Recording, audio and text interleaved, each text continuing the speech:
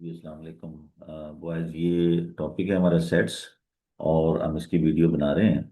तो इससे पहले हमने जो टॉपिक्स बनाए उनकी वीडियो भी आप क्वेश्चन के अकॉर्डिंग जो है ना अपने क्वेश्चंस के लिए अकॉर्डिंग यूज करें। अब देखें कि ये जिस तरह क्वेश्चन के अंदर ये है ये अपने यूनिवर्सल सेट का सिंबल है। यूनिवर्सल सेट जो है वो बिगर सेट होता है क्वेश्चन का। हर क्वेश्चन का अपना अपना होता है। इस क्वेश्चन के अंदर तो सबसे पहले जब इस तरह के क्वेश्चन नोटेशन फॉर्म में आते हैं तो इसको पहले लिस्ट कर लेना चाहिए ताकि ये आपके पास क्लियर हो साइड में कि इसके पास कौन कौन से नंबर हैं। 4, 5, 6, 7, 8, 9, 10, 11 एंड 12 इंक्लूडिंग। ये इक्वल साइन शो करता है कि ये इंक्लूड है। इवन नंबर, ये इवन नंबर हमने यूनिवर्सल सेट से ही लेने होते हैं। 4, 6, 8, 10 and 12 and multiple of three. ये यूनिवर्सल सेट से ही लेने होते हैं, आपने कोई अपनी तरफ से नहीं लेने होते। 3, 6, 9 एंड 12, ये तीन सेट हमारे पास हो गए। देखिए इससे विजन क्लियर हो जाता है कि आपके पास कौन कौन सा मटेरियल मौजूद है। Now number of elements, number of ये n for number of elements in set M. इनकी तादाद बतानी है। सेट एम में जो है वो 4 नंबर्स हैं, तो 4 इज आंसर।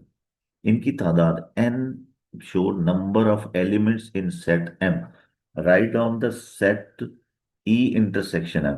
इंटरसेक्शन कॉमन के लिए इंटरसेक्शन का सिंबल है इंटरसेक्शन, और इसकी मीनिंग्स होते हैं कॉमन।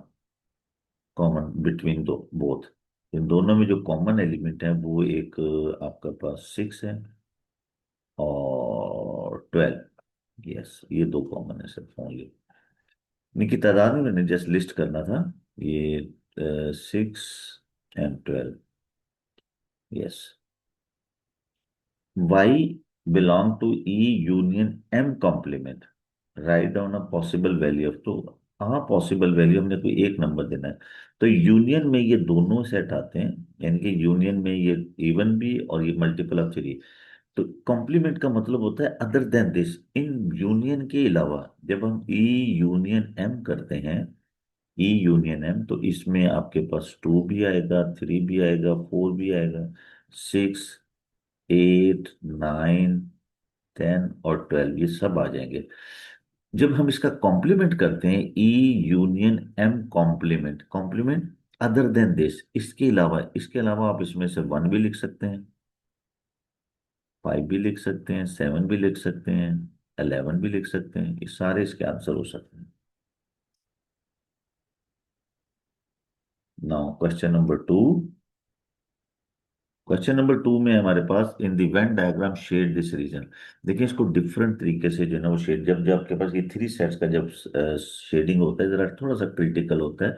तो आप इसको टिक क्रॉस से भी कर सकते हैं। फॉर एग्जांपल पहले, और देखिए ये सेंटेंस है, पहले आप ये यूनियन बी बनाएं, फिर ए कॉम्प्लीमेंट को टिक करें, उसके बाद उनका कॉमन ले।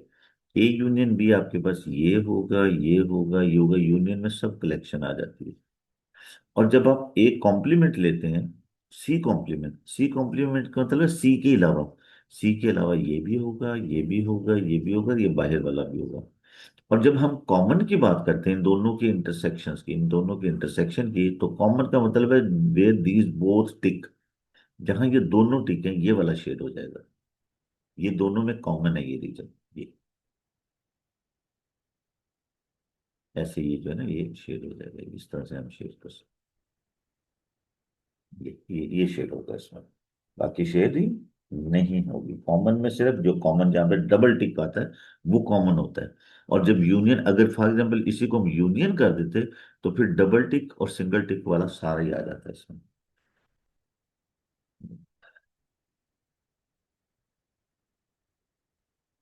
इसका एक मेथड और भी है। अगर फॉर एग्जांपल इस तरह से आपको नहीं पता लगता तो आप ऐसा करें, इसको लिस्टिंग करें। ए, B, C, D, E, F, जी और एच, ऐसे हर रीजन को।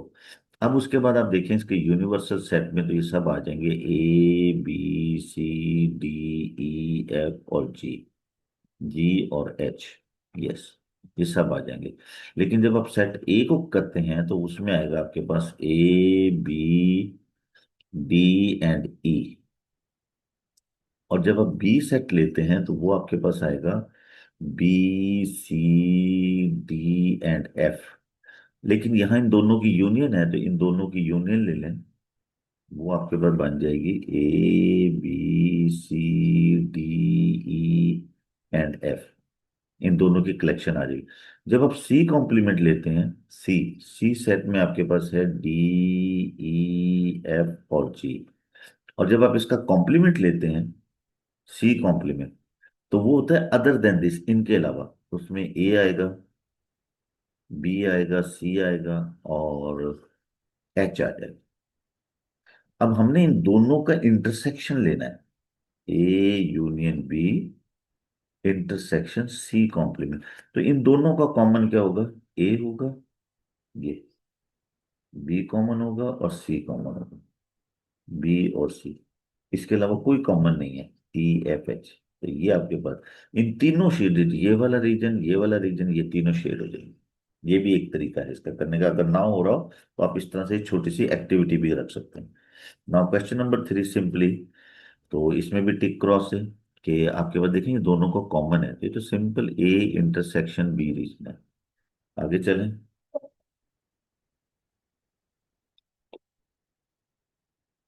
Shade this Q union P complement. P complement का मतलब है this one and this one. और जब आप करते हैं क्यू, देखिए दो लेदर लेदर सेंटेंस है, पहले आप इनको टिक करें, उसके बाद यूनियन करें। ये पी कॉम्प्लीमेंट हमने टिक किया। अब क्यू का मतलब है ये वाला भी और ये वाला भी। यूनियन में वो भी आ जाता है जो डबल होता है, यूनियन में वो भी आ जाता है जहां सिंगल टिक है। तो ये पूरा शेड होगा आपका, पूरा क्यू आ जाएगा यूनियन की वजह से, यूनियन में कलेक्शन से। और ये ओनली पी ओनली वाला रीजन जो है ना वो रह जाएगा, दीज ऑल शेडिंग, ये सारा शेड हो जाएगा। ये शेडिंग आएगी इसको। बिल्कुल ये लास्ट वाला क्वेश्चन है उसी तरह से, के यूनियन, इनकी यूनियन और एम इंटरसेक्शन, तो ये वाला रीजन, ये और ये बिल्कुल ए बी सी की जगह के एल एम एन आ गया। पास पेपर के क्वेश्चन है, इसी तरह से बार बार रिपीट होते हैं।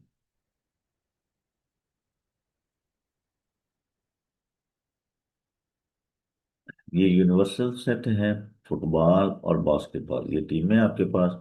इसको हमने फिल करना है। 240 टोटल पीपल हैं, 240 टोटल, तो ऊपर लिखा हुआ है 120 स्टूडेंट प्ले फुटबॉल, यानी कि प्ले फुटबॉल वाले टोटल 120 है। 40 प्ले बास्केटबॉल, ये पूरा मिला के 40 है।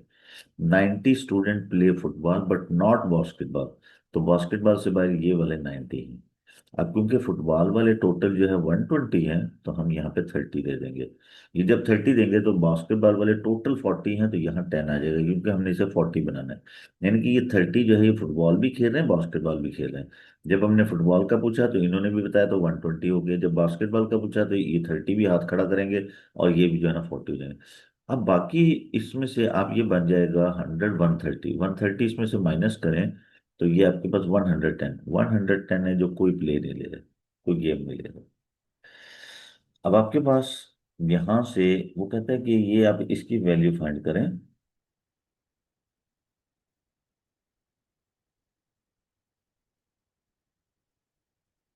यस, 240।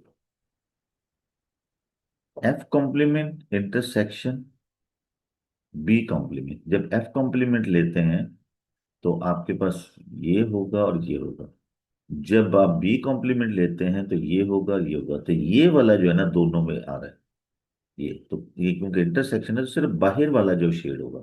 और देखें ये इसका ये जब अलग अलग कॉम्प्लीमेंट है, this is also De Morgan's law कहता है कि ये A union F, F union B whole complement के इक्वल होता है। डिमॉर्गन्स लॉ है कि वो एफ ए यूनियन बी या एफ यूनियन बी जो है whole complement, F complement intersection union intersection में चेंज हो जाता है। तो सिर्फ ये वाला बाहर वाला शेड होगा इसका। ये तादाद, सॉरी हमने इसे नंबर ऑफ एलिमेंट देने हैं, तो दीज आर 110। ये 110 है आपके पास। मैं समझा शेडिंग है तो 110 ओनली। ओके। अब वो कहता है कि student is randomly, student is the in the school is chosen at random probability that this student play basketball but not football। अब बास्केटबॉल बट नॉट फुटबॉल जो है वो ओनली 10 है, और टोटल 240 है। तो हमने दो स्टूडेंट पिक करने हैं। A student is random, sorry, a student is random, तो 10/240 ये आपके पास होगा। 1/24 भी लिख सकते हैं आप। Two student who play basketball and chosen at random. अब दो स्टूडेंट्स उसने चूज करने हैं।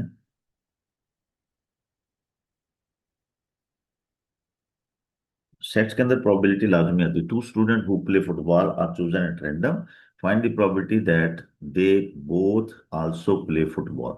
अब फुटबॉल वाले टोटल जो है ना इस तरह से है आपके पास ये। तो ये यहाँ 30 था आपके पास, यहाँ 90 है, और यहाँ 10 है, यहाँ 110 है। तो टू स्टूडेंट पिक करने हैं आपने बास्केटबॉल से। बास्केटबॉल के ये टोटल 40 है। यहाँ सैंपल स्पेस चेंज हो गया। 40, अब 40 इसका सैंपल स्पेस आएगा। और वो फुटबॉल भी खेलते हैं, तो वो ये है 30 वाले जो फुटबॉल भी खेल रहे हैं। तो आपके पास सिंपली ये फिर इसकी प्रोबेबिलिटी बनेगी 30/40 मल्टीप्लाई 29/39। क्योंकि ये 40 में से उसने ये चूज करना है। तो ये अब इसमें से अब ये जीरो कैंसिल कर दें, और ये 3 1 जा 3 3 जा। तो दिस इज 29/52, ये आंसर होगा। सैंपल स्पेस चेंज हो गया यहाँ पर। ये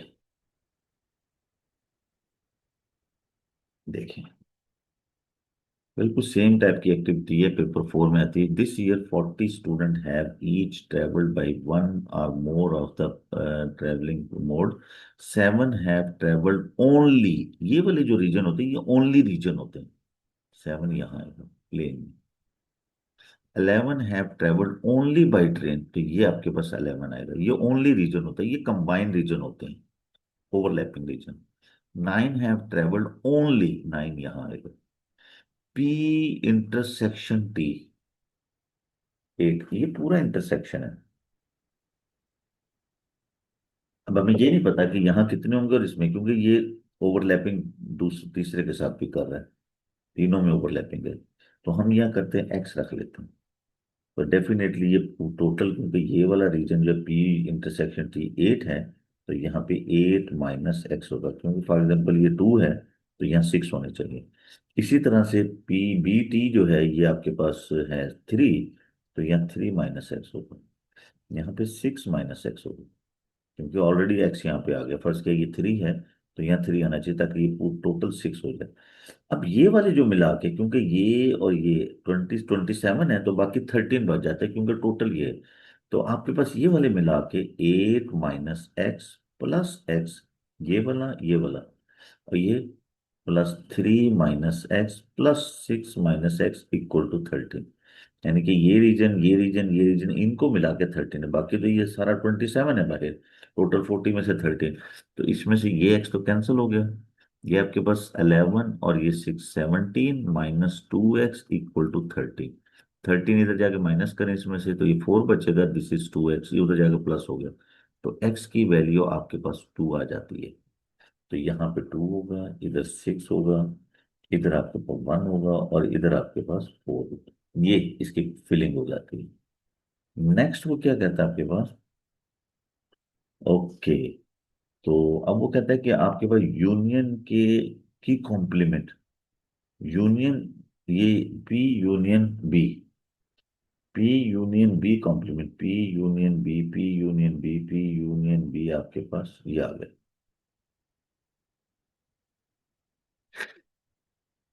ये यहाँ पे आपके पास 7 है, यहाँ पे आपके पास 2 निकल गया था, ये 2 था, ये 6 है, यहाँ पे आपके पास 11 है, यहाँ पे 9 है, ये आपके पास यहाँ 3 रह गया था, 6 4, और यहाँ 1। पी यूनियन बी ये सारे इसमें, इनकी तादाद, पी यूनियन बी कॉम्प्लीमेंट आपने फाइंड करना है। P union B whole complement.